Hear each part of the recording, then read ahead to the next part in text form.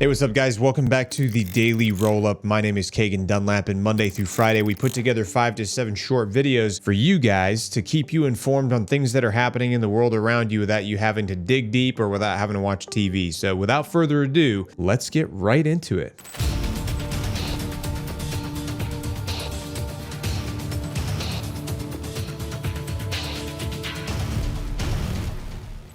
Yo, people got to start learning how to act when you're in public spaces. Apparently, a 26-year-old man from Mali, who the country holds a subsidiary protection status in Italy, which is like a form of international protection for asylum seekers, caused a huge ruckus at the Milan Malpensa airport. Apparently, around 11 a.m. local time, the man doused check-in counters with a flammable liquid, set them on fire, and then used a hammer to smash nearby digital screens, information panels, and advertisements. This led to a bunch of thick black smoke filling the area. Passengers were running around like freaking out, like running away in panic, and it caused kind of a partial evacuation of the terminal for safety reasons. Now, video footage of the event showed the flames engulfing the check-in desk, along with the suspect aggressively hammering at screens amid the blaze. A bystander intervened by striking the man on the head with a fire extinguisher, after which several passengers pinned him to the ground and disarmed him until authorities arrived. Apparently, airport firefighters quickly put the fires out, and Italian border police arrested the suspect. Now, allegedly, the guy has no prior criminal record and is scheduled for a fast-track court hearing on charges including aggravated damage.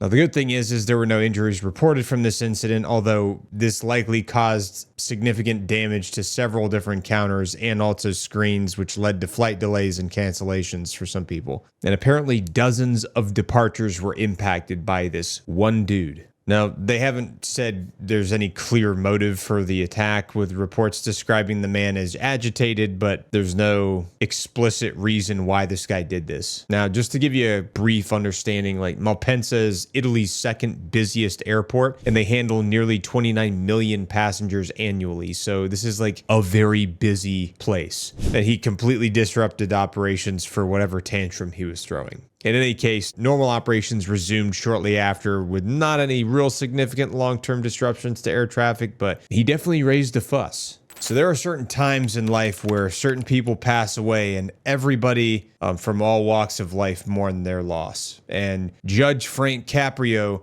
is one of those guys. Now, Frank was a jurist, politician, television personality who was known for his compassionate and empathetic approach to justice, which made him globally famous through all these viral courtroom videos of him just treating people fairly and kindly. And he passed away peacefully at the age of 88 on August 20th of 2025 following a serious battle with pancreatic cancer, which I don't wish that on anybody because that is probably one of the most painful, awful ways to go. Now, Judge Frank Caprio was born on November 24th, 1936 in the Italian-American neighborhood of Federal Hill in Providence, Rhode Island. And he was the second of 3 sons born to a guy named Antonio Caprio, who was an immigrant from Teano, Italy, who worked as a fruit peddler and milkman, and also his mother, Filomena Caprio, who is a Providence native whose family had immigrated from Naples. Now, he grew up in a working class family, attended public schools, worked as a dishwasher or shoe shiner, and other things to support himself, like pretty humble jobs. He was also pretty athletic. He won the Rhode Island state wrestling title in 1953 while at Central High School. And then eventually, when he got out of high school, he went on to earn a bachelor's degree from Providence College in 1958.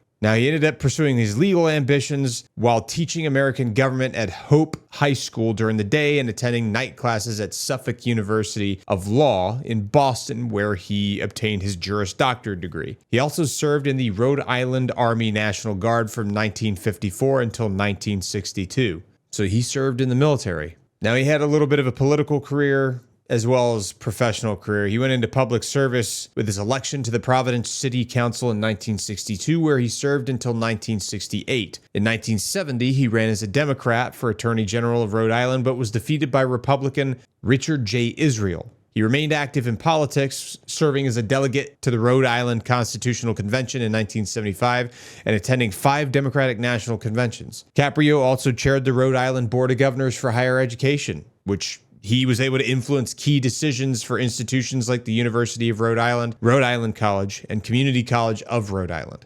Now, eventually he was appointed as a judge in 1985 by then Mayor Joseph R. Paulino Jr., and he served as a judge in the Providence Municipal Court until his retirement in 2023, eventually becoming its chief judge. He presided over things all the way from minor infractions like traffic violations and parking tickets up to higher things. His courtroom proceedings were broadcast on the local TV show Caught in Providence, which began on public access TV in Rhode Island, later aired on ABC affiliate WLNE TV, which started in 2000. The show was revived in 2015 and entered national syndication in 2018, with episodes later consolidated and streamed on platforms like Prime Video. His clips from his courtroom sessions started going viral in 2017, and they spread all over YouTube, TikTok, Instagram, all over social media, garnering just over 43 million views. And he was dubbed the nicest judge in the world as a result, because of his empathetic, kind rulings where he usually considered defendants' personal circumstances and showed leniency towards them during times of hardship. Now, I think the biggest thing we can all learn from this guy is that we can all learn to be a little bit more empathetic towards people and a little kinder and more understanding. So rest in peace, Frank. You've made a massive impact on all of us. So it looks like some people got dragged into the Egyptian embassy in Manhattan, New York, after there was a protest out in front of the Egyptian embassy on August 20th of 2025. According to claims from the protesters, security staff from the Egyptian mission dragged two activists, including one that was reportedly a minor, inside the building there, where the staff allegedly choked and beat them, including with a bike chain, before turning them over to the New York City Police Department. Now, the group known as Within Our Lifetime is a well-known anti-Israel group that was outside demonstrating against Egypt's involvement in enforcing the blockade on Gaza. And after the incident, the group described the incident as a, quote, extension of Egyptian repression onto U.S. soil. And then they accused the Egyptian Foreign Minister Badr Abdelhadi of directing missions worldwide to use violence against such demonstrators. Now, there's no specific details on any of the injuries or anything that were publicly reported, though the activists demanded accountability and announced plans for another protest at the same location on August 21st.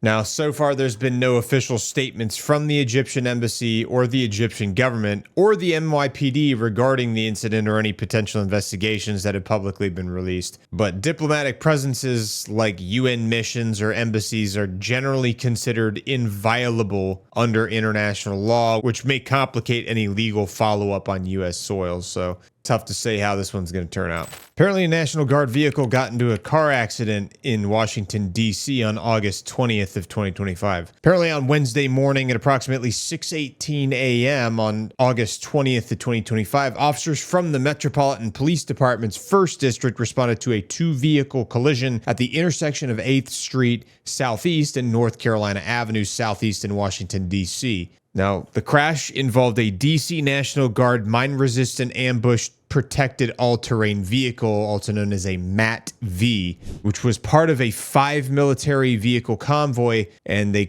one of the vehicles crashed into a civilian SUV. Now, witnesses and reports described the military vehicle as having T-boned the civilian car, leading to significant damage. Now, DC Fire and EMS arrived on the scene shortly after, where they found one person trapped inside of the civilian vehicle. Rescue crews extracted the individual, who was conscious and breathing, and they transported them to a local hospital for treatment of minor, non-life-threatening injuries. No injuries were reported among the National Guard personnel that were involved in the crash. Now, the convoy and accompanying DC Metropolitan Police cruiser stopped to render aid to the civilian driver. Now, the incident occurred during this broader deployment of National Guard troops in Washington, D.C., with forces positioning themselves around key areas in the capital to increase security for the region and reduce crime. Now, the exact cause of the crash still remains under investigation by authorities, and no further details on fault or contributing factors have been released as of August 21st of 2025. Local traffic was temporarily disrupted in the area, but the scene was cleared up later that morning relatively quickly.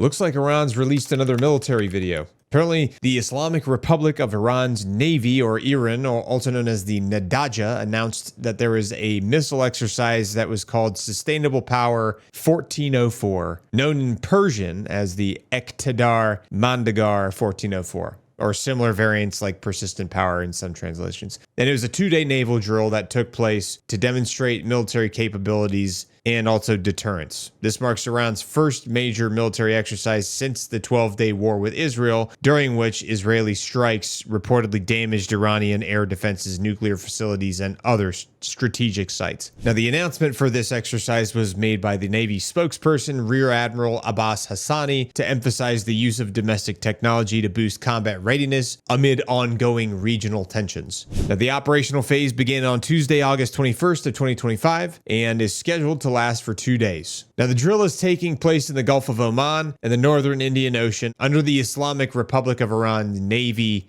primary operational jurisdiction. This contrasts with the Persian Gulf and Strait of Hormuz, which are typically patrolled by the Islamic Revolutionary Guard Corps Navy. Some of the assets that are participating in this are service vessels like frigates and destroyers, as well as subsurface units like submarines. They've also got aviation elements, including aircraft and unmanned aerial vehicles. And then they have shore-based and sea-based missile launch sites, as well as electronic warfare units for simulating advanced threats. Now, the Islamic Republic of Iran Navy has around 18,000 personnel with key bases in Bandar Abbas supporting the operations. They're going to be test firing a wide range of precision-guided cruise missiles, including short, medium, and long-range variants that are targeted at floating naval targets to simulate real-world engagements. They're also going to be conducting drone operations for reconnaissance, targetry, and possibly strikes. And then they're also going to have electronic warfare exercises to jam or counter enemy systems, and then naval vessels firing cruise missiles or using like drones over open waters.